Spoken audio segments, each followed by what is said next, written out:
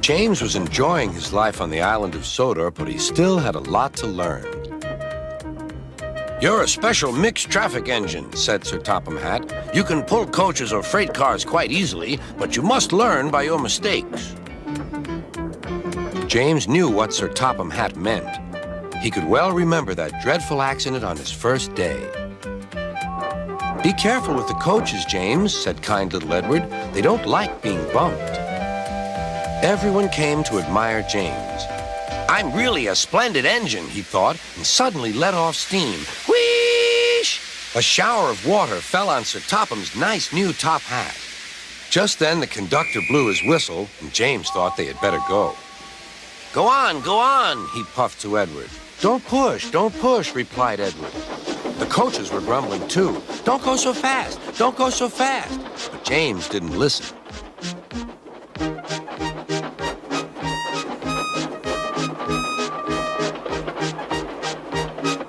When at last they stopped at the next station, 2 coaches were beyond the platform. They had to go back to let the passengers out. But no one seemed to know about Sir Topham's new hat, so James felt happier. Presently, they came to the station where Thomas was waiting with his 2 coaches. Hello, James, said Thomas. Feeling better? That's good. Oh, that's my conductor's whistle. I must go. I don't know what Sir Topham Hatt would do without me to run this branch line. And he puffed off importantly. Edward and James passed the field where James had had his accident. The fence was mended and the cows were back again.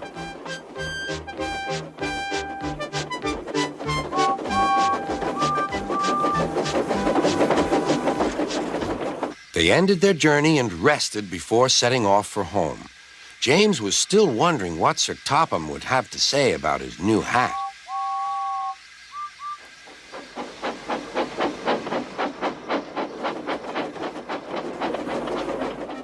Next morning, he spoke severely to James. If you can't behave, I shall take away your red coat and have you painted blue. James didn't like that at all. He was very rough with the grumbling coaches as he brought them to the platform. Don't talk, come on. Gordon never has to fetch his own coaches, he thought to himself, and he's only painted blue. To make James even more cross, this time no one came near him. I'll show them, he thought. They think Gordon is the only engine who can pull coaches.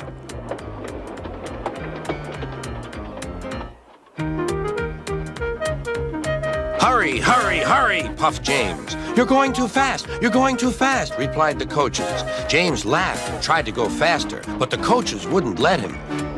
We're going to stop, we're going to stop.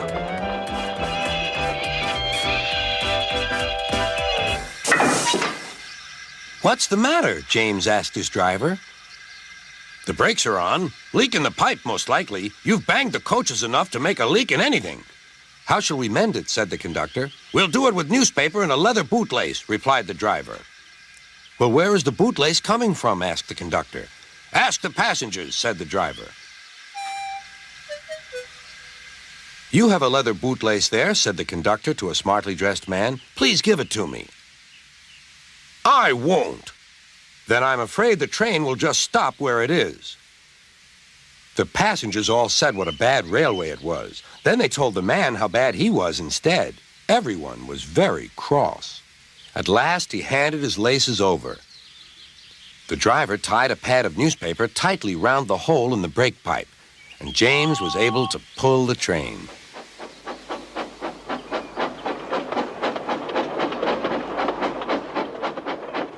But he was a sadder and wiser James and took care never to bump coaches again.